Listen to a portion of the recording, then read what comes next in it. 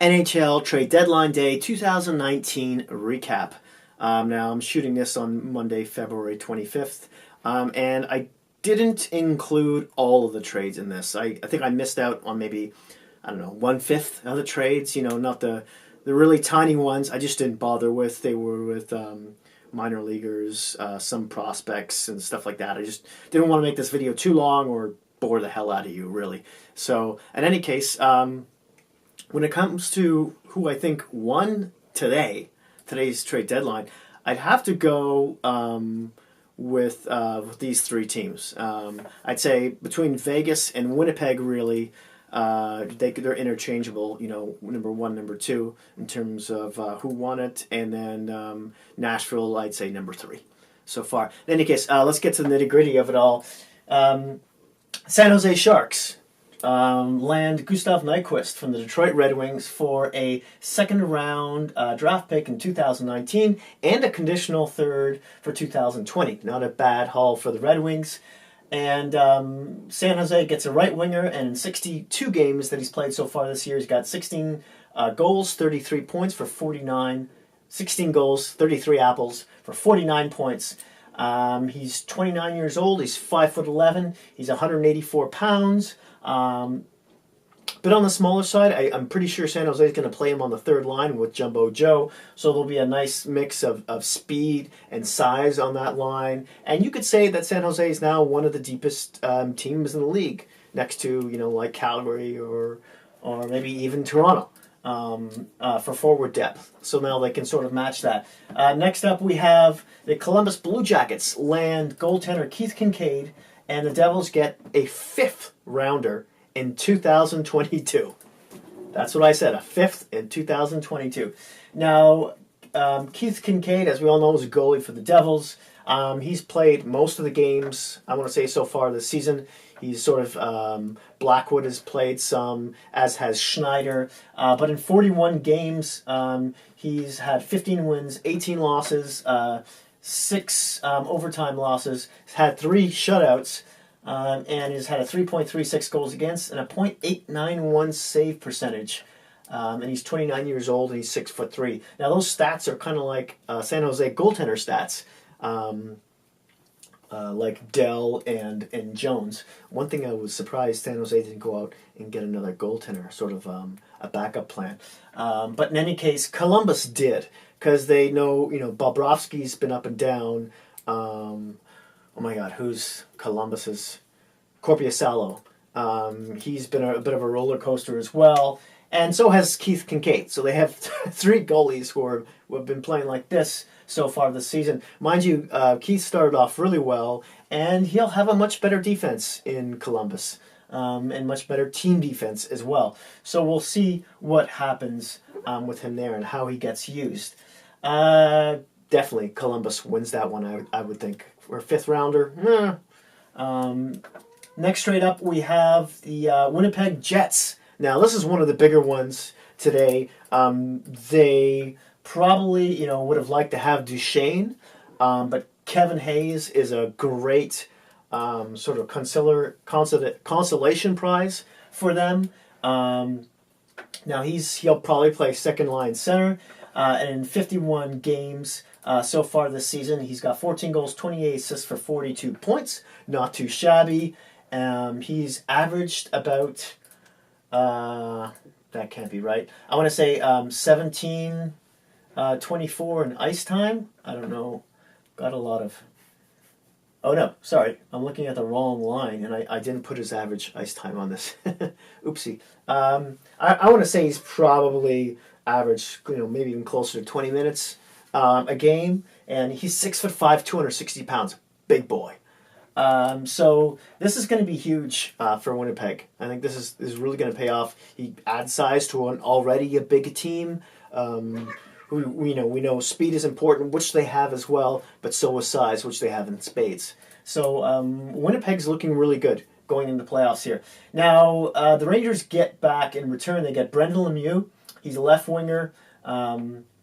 They also get back a first rounder in 2019 and a conditional fourth in 2022.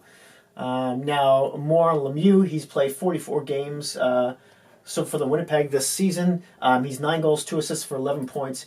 He's only averaged about 7 minutes and 24 seconds of ice time a game. Not much. He really hasn't had much of an opportunity. Looks like he's been playing, obviously, fourth line minutes. That's even low for a fourth liner. He's 22. He's 6'1" and 210 pounds. So big body as well.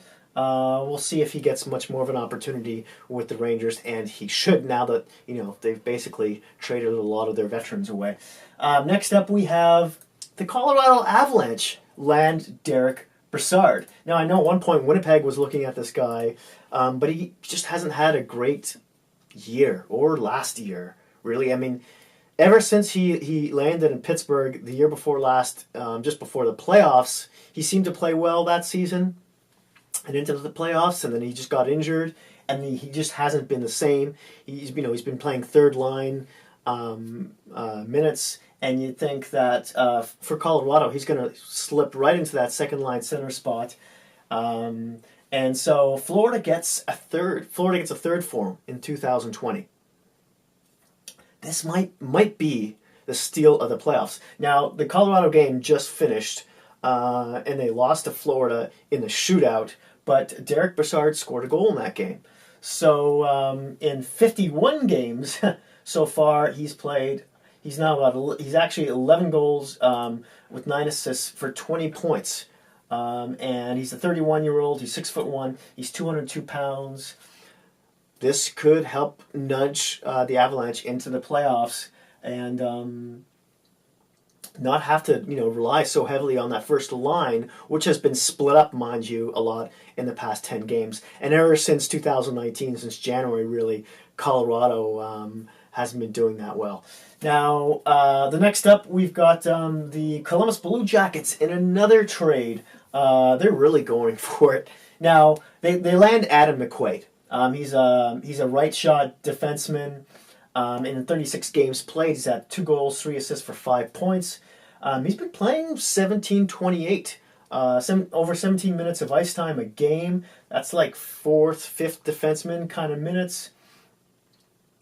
He's had 99 hits so far this season. He's a +3. He's 32 years old. He's 6'4", and he's 210 pounds. Basically, he's your anti-Colin Wilson remedy here, because Adam McQuaid, he doesn't fight as much as he used to, but he's a tough customer. I remember when he fought, I want to say Matt Martin, when he was playing for the Maple Leafs. Was it last season or the season before? And he knocked him out. He put Matt Martin down, and he's a tough customer on his own. So, there was, although he'll probably play, that 6th, 7th defenseman spot for Columbus, against a team like Washington, that's where that's going to come in handy. In return, the Rangers get a 4th and a 7th round draft pick both in 2019, and they also get Julius Bergman, a right shot defenseman who's 23 years old, 6'2", 194 pounds. Hasn't played in the NHL, but he's played in 4 different leagues. He's played in 2 different Swedish leagues. He's played in the OHL, in which he just really tore it up there, did fantastically, and then he's played for 4 different AHL teams. So he's been a bit of a nomad, a bit of a wanderer. Let's see if he gets a chance with the Rangers. At the very least, obviously, he'd play on their AHL affiliate. Moving on, the Calgary Flames. This isn't really a big trade at all. Calgary didn't do much, if anything. This was their only move. They landed Oscar Fantenberg, who's a left shot D. He's just a depth defenseman, just in case somebody gets injured, really. In 46 games played, he's got 2 goals, 1 assist for 3 points. And he's averaged just over 16 minutes of ice time with 72 hits on the season. He's about a -3. He's 27 years old. He's 6 foot and he's 210 pounds. Thick body. He might come handy if Calgary goes deep. LA gets a 4th rounder in 2020 for him. So not really too much risk for either team there. Now, moving on to the biggest trade of the day was the Vegas Golden Knights landing Mark Stone. They also got Tobias Lindberg, but let's go over Stone's stats first. Obviously, he's a right winger. In 59 games played so far this season, he's got 28 goals, 34 assists for 62 points. This is the gem of deadline day. Everybody's been waiting for this guy to go, even more so than Duchesne. Now he's 26 years old. He's only 26. He's 6'4", 219 pounds. People forget how big of a man this guy is. He's also a big puck stealer. He's a decent skater. Now, I heard that Vegas was just about to sign him to an 8-year extension, which will take him to about to his 34th year, which is a little. He'd be surprised. Why did they sign him for so long? Why not like a 6-year contract or something? Because those last 2 or 3 for a guy who's not really a speedster to begin with, those could be really tough years to swallow. And I think it's around. They were going to give him around $9.5 million per season. So Vegas also gets Tobias Lindberg, a right winger. He's 23 years old. He's 6'3", 215 pounds, big boy as well. He has played very limited games in the NHL. He played about. He had 2 points for Toronto in the. I'm going to say between. In the 2015-2016 season, I think he played. Yeah, he didn't play. Yeah, six game points, 6 games and 2 points in the 15-16 season, and he's also played in the Swedish One League. He's also played in the OHL, and he's also played in the AHL. I know he's bounced around from 4 AHL teams between Ottawa's, Toronto's, and a couple of others. I don't want to get too much into that, but let's talk about what Ottawa got back. This is important, right?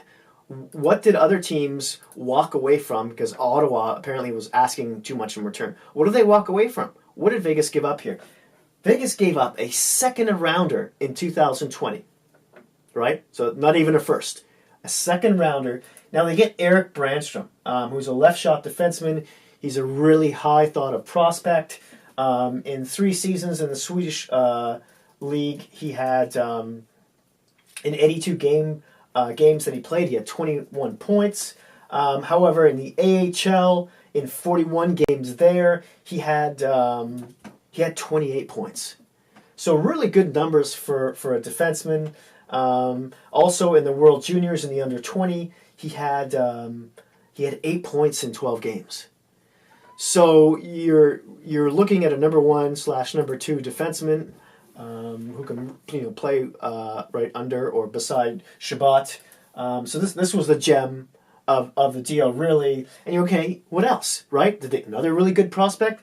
Well, they also got Oscar Lindberg, a 4th liner. A career 4th liner.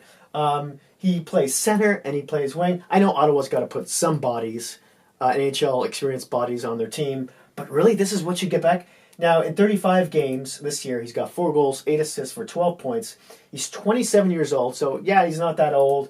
He's 6'1", 202 pounds. And he's had, 28 points in 3 years of playing in the NHL. I don't get it. And he's a +3, so that's not bad for a fourth liner. And he averages about just over 12 minutes a game. But that's it. That's all Ottawa got back. This is what the other teams, the high ask, they were walking away. I don't get it. They didn't even get a first rounder on top of Brannstrom. It just. What is Dorion doing? How does he have a job? If Melnyk wasn't pulling the strings there, if it was another owner, Dorion would have been gone a long time ago. But I don't know what other GM would want to step into that position with Melnyk there. They're like, yeah, no, sorry, you can take that mess. Wow, they really swung and missed on this one. Brian Burke was talking about the lack of return on this deal as well, and I have to agree with him. Anyways, moving on to the next one. Nashville and the Minnesota Wild kind of make a hockey deal swap with players who are sort of underachieving.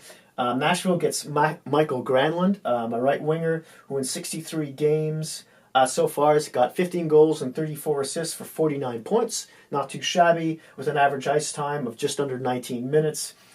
He's 5'10", 185 pounds, and he's been a -2 so far this season. Minnesota Wild get in return Kevin Fiala, a left winger who in 64 games so far this season has got 10 goals, 22 assists for 32 points. He's averaging just over 15 minutes a game. He's a -11. Yee. And he's 22 years old though, so he's 5 years younger. Yeah, he's 5 years younger than Granlund. So that's a plus. He's got potential there. He's 5'10", and he's 193 pounds. Next up, let's talk about Nashville. Again, this was one of the bigger scores on deadline day because they got Wayne Simmons. I know a few teams were in on that. Boston, I'm going to say Toronto, just to mention a couple, probably Calgary. They really needed, Nashville really, after Watson got suspended, they really needed a bigger body who could step up and fill in that tough guy role, who would hit guys and also put up big points on the power play. Because I want to say since the 13-14 season, so somewhere around there, he's been one of the biggest power play point producers or goal scorers in the league. Now, Simmons, as you know, plays right wing, and in 62 games played so far this season, he hasn't done too well. 16 goals, 11 assists for 27 points with just over 16 minutes of average ice time. He's a -20. Yeah, he's been playing, third line minutes mostly with Philly. You think they would put him with some defensively responsible other players on that lineup there. Now he's 30, he's 6'2", 185 pounds, and as you know, he's a UFA after this season. So he's probably going to see really limited minutes here. He's not going to see any defensive zone starts, only offensive zone starts, and they're going to probably use him a lot on the power play. And if things get rough, they're going to have an answer to it. They're going to throw Simmons over the board. He's kind of. He's past his prime and everything, but let's see what he has to give in this playoffs. Because I still think Nashville, can be one of those underdogs where I think that role suits them much better, and they might be able to do what Washington did last year in that same sort of underdog sort of position. They've passed it, they can't do it anymore. They've had their shot. We'll see. I'm very interested to see how this turns out. Now, in return, Philly gets. A few teams backed away from the asking price. This is another weird one because they said it was too high. But Philly gets a 4th rounder in 2020 and Ryan Hartman. You think they could have landed something a little bit bigger than that. Now, Ryan Hartman's a right winger. He in 64 games played, he's got 10 goals, 10 assists for 20 points. His average ice time is just over 13 minutes. He's 24 years old. He's 6 foot and 181 pounds. So they got basically a guy who puts up less points, who they can put on that third line, maybe even play up and down the lineup, perhaps, who's more responsible defensively speaking. And he's younger. He's obviously much younger. And they'll get, much more miles out of him. I understand that, but I don't know. The other teams were backing away from something, and Nashville got him for that. Makes you wonder. Moving on. Boston lands Marcus Johansson from the New Jersey Devils. Now, he's a left wing, and in 48 games played so far this season, he's got 12 goals, 15 assists for 27 points. This is a depth role Boston has. He's like a top 9 guy, obviously. He'll play maybe second line minutes, but I would think mostly third line minutes. He averages just over 16 minutes a game. He's been a -15, but that's on the Devils. So it's kind of hard to judge that. He's 28 years old, 6'1" and 205 pounds. The Devils, in return, get a 2nd in 2019 and a 4th in 2020. Not bad. This could be a disaster, though, for Boston. Although this is a good depth acquired acquired. I just can't think my English is. This is a good acquisition for Boston from a depth perspective, and that's a decent haul by New Jersey. But if any of you know the history between Johansson and Marchand, Marchand elbowed Johansson right in the head. I want to say earlier this season or late last season, and he got suspended for it. And the quote by Johansson after the hit was he was pretty ticked off about it. Called it a deep, dirty hit. Doesn't like Marchand at all. We'll see what that does to the dressing room. Will all be forgiven? Yeah, keep an eye on that. Next up, we have some of the lesser trades here now. St. Louis Blues pick up Michael Dezzato from Anaheim for a 6th rounder in 2019. Ho hum. He's a depth defenseman. He's a left shot D, and in 35 games played, he's got 1 goal, 6 assists for 7 points. He's been averaging just under 18 minutes of average ice time for the Ducks. He's in plus minus. He's dead even. He's a 0 considering on the Ducks. That's kind of amazing, really. He's 28 years old. He's 6 foot. He's 201 pounds. He's been around the league. He's played for the Rangers, the Canucks, I want to say. So he's a nice veteran to add for not a big asking price. So that's not a bad pickup by the Blues. Now we have the Pittsburgh Penguins. This is a very peculiar trade. Now, I do understand why Pittsburgh grabbed him, though, because he's a right shot D. I don't think it has anything to do with his stats, because Erik Gudbranson is one of the giveaway kings for defensemen in the league. Thing is, he's big, and he was your tough guy on that team. And remember when Pittsburgh traded away Ryan Reeves?